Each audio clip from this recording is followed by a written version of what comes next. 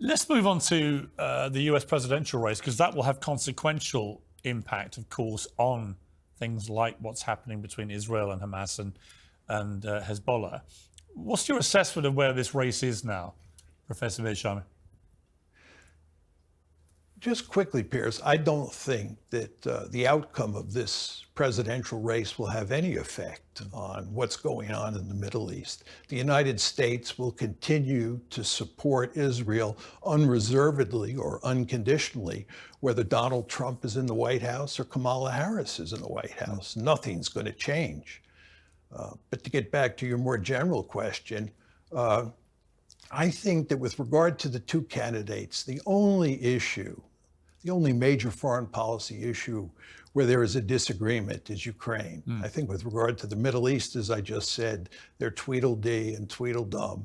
I think with regard to China, there's no meaningful difference between Trump and Harris. It's Ukraine and the whole question of how to deal with Russia, where you see a substantial difference in how they think about the issue. It's quite clear that basically what Kamala Harris would like to do is continue the Biden policy of supporting Ukraine unreservedly and doing everything possible to defeat the Russians. Trump, on the other hand, wants to work out an agreement with the Russians that ends the war in Ukraine. And I think he does not care that much whether it appears that Russia has won the war, however you want to describe that. So I think that if Trump wins, and this is a big if, he is able to implement the policy that he is articulating on the campaign trail, then he will act very differently towards Russia and towards the Ukraine war than Kamala Harris will. You said to me earlier this year, the only way this war ends is if Ukraine loses on the battlefield. But the longer it goes on and the more extraordinary resistance the Ukrainians have shown, I mean, many people thought this could be over in a few days at the start of this. Clearly, that is not the case. We're 2.5 years in now. And Zelensky is asking for the same weaponry that is currently being used by the Russians to bombard his country. From a moral position, is there any reason why, if countries like the United States, the UK, Germany, France and others have been supplying weapons for the Ukrainians to defend themselves, is there any moral argument outside of just a fear of triggering some nuclear response from Russia, and we'll come to that, but is there a moral difference between giving them tanks and planes and so on and giving them missiles which can fire into Russia itself? Well, my view is, Piers, that the morally correct position to take today is to not give them any more weapons and to push them very hard to reach a negotiated settlement with the Russians. The fact is that the Ukrainians are losing badly on the battlefield. There is an abundance of evidence to support this, and the situation only gets worse moving forward. So for people who are advocating that we should give them more weapons and continue to urge the Ukrainians to fight on, what you're doing is putting the Ukrainians in a position where they're just going to lose more territory to the Russians, and many more Ukrainians are going to die. They're not going to win. The morally correct position, that is the position one should take if one is interested in saving Ukrainian lives, and that's the position I take, is that this war should be ended as quickly as possible. How can it be morally right to let a ruthless dictator illegally invade a sovereign, democratic European country, help himself to vast swathes of its land, murder enormous numbers of its people, and then you would want me to expect that the moral answer to all this is to let him have his way and win? How is that morally right?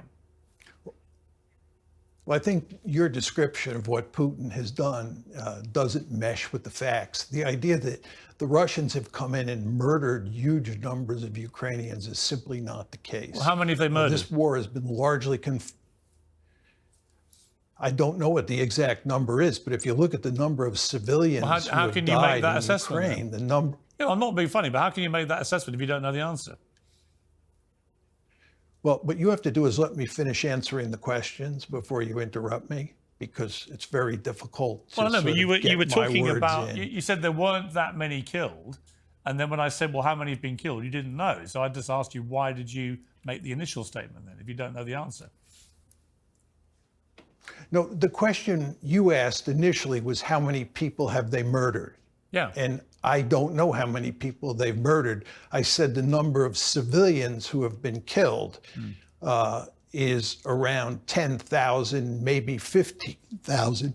But it's very important to understand that the Russians alone did not kill all those civilians. A lot of the civilians have been killed by the Ukrainians as a result of the ongoing battles. And I can't tell you exactly how many people have been killed, and I can't tell you how many people that the Russians murdered or the Ukrainians murdered. Right. It just seems to me you're slightly guessing, aren't you? I told you that the number I ascertained from looking through the media reports is somewhere between 10 and 15,000 civilians have died in Ukraine.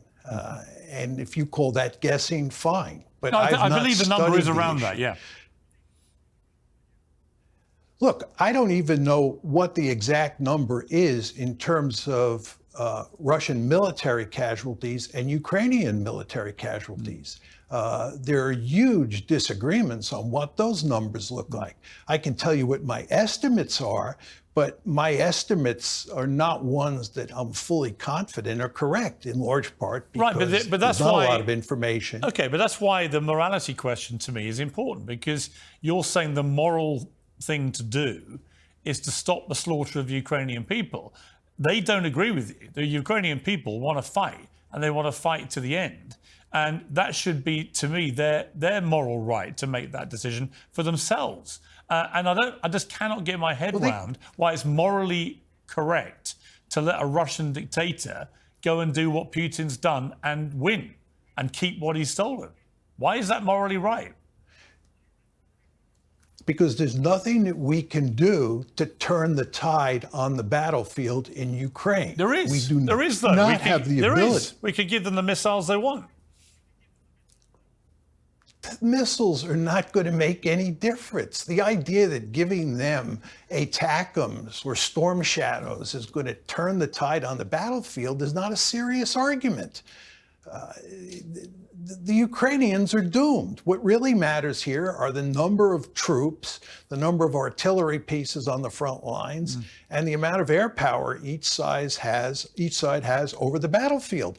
And there, the Russians have a decisive advantage, and that advantage is increasing by the day. And there's nothing we can do to reverse that.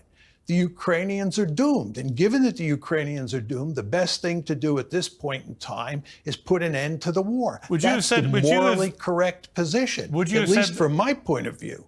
I don't agree, and I'll tell you why. Would you have said the same thing about the British in World War II? No, I would not have, but those are not analogous situations. Why? We were under existential threat from the Nazis. As you well know, the British won the war because the British had the Soviet Union and the United States on their side. Yeah, and because Churchill said he wasn't going to accept that we were necessarily doomed. He was correct, and the end result is that he won the war. But he won the war because he had two powerful allies who got directly involved in fighting against Nazi Germany. That's not going to happen in the case of the Ukrainians. So we are not going to commit ground forces to come to the defense of the Ukrainians. Right, but so my question about the morality of that is actually, why wouldn't we? Why wouldn't we? If this was a NATO country, we would. It's not clear we would, but we probably would. But the fact is we're not going to do it. And the fact that we're not going to do it tells me that the morally correct position is not to fight to the last Ukrainian. I mean, that's what you want to do. You want to fight to the last Ukrainian. I want them to have Ukrainians left, that doesn't bother you because you think that's the morally correct position. No, it's because that's not my idea of a morally correct position. Well, it's because I've been to Kyiv, I've met the people, and they've made it emphatically clear to me, all the people I met of all ages, that that's exactly what they want to do. Yeah, they do. They want to fight to save their country. Look, if you look at public opinion polls, they're at odds with your statement that every single Ukrainian wants to fight to the last. I just said everyone I Ukrainian. met. That's not true. I'm not saying There's surely every, some who do, but and the I'm sure vast these are the majority people of that those you polls talk to. do support what But I'm the saying. fact is that even if that's true, even if they want to fight to the last Ukrainian, from my point of view, that's not the morally correct thing to do. Right, but how can it be morally right to let a Russian dictator win? What are you going to do to reverse it? Help the Ukrainians repel him. What are you going to do to reverse it? Well, you help the Ukrainians repel Putin in the brilliant way they've been doing for 2.5 years against all expectations. They have massively exceeded all the doom-laden predictions of the first few weeks and months of this war. And I think we should support them in the way we've been doing by giving them everything they ask for. Because let's be honest about this. What Putin does, he just waves his nuclear rattle and he terrifies people. But every red line that he set has been crossed. He said, if you give them tanks, that will be a red line for me. We did. He didn't do anything. He said, if you give them aircraft, air fighter jets, that's a red line. We crossed that red line. Nothing happened. And so on. There is no evidence that he means any of his saber rattling about nuclear weapons, because he knows the moment he uses a nuclear weapon, he's dead and Russia's vaporized. That's the reality. And I don't know why we allow ourselves to be held ransom by this monstrous dictator who just thinks that a nuclear deterrent means he can just go, I'm going to nuke you if you don't let me do what I want. That, to me, is immoral. How?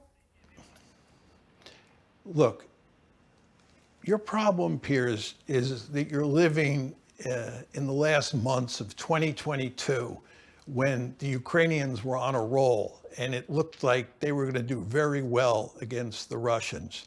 If you look at what happened in 2023 and what's happened now in 2024, the first 9 months of this year, it's quite clear that the balance of power has shifted decisively in the Russians' favor.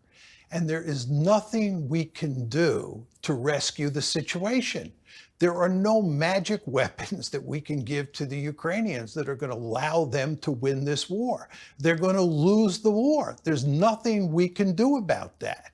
You don't seem to understand that. No, I understand. Given the fact that there's nothing we can do about it, it makes sense from a moral point of view to end the war as quickly as possible. No, that doesn't make it. No, I don't agree with you that it's morally right to just surrender. If they want to continue fighting, it is their country, it's their people, and they want to continue fighting, and their president wants to have as much weaponry as he can to try and repel the Russians. And I think we have a moral duty to give it to him. And I think it's morally reprehensible to say, actually, no, we're going to decide what you want. We're going to decide what your people want. We're going to decide how much of your country you get to keep. And at the end of all this, actually, the morally correct thing to do, President Zelensky, is give him everything and let him win. I think that is morally despicable, personally. I don't know what you're so upset about, Piers, because the fact is the U.S. government agrees with you. You and the U.S. government and the West European governments and the East European governments are going to fight to the last Ukrainian. Good. And I think this is, from a moral point of view and from Ukraine's point of view, the wrong thing to do.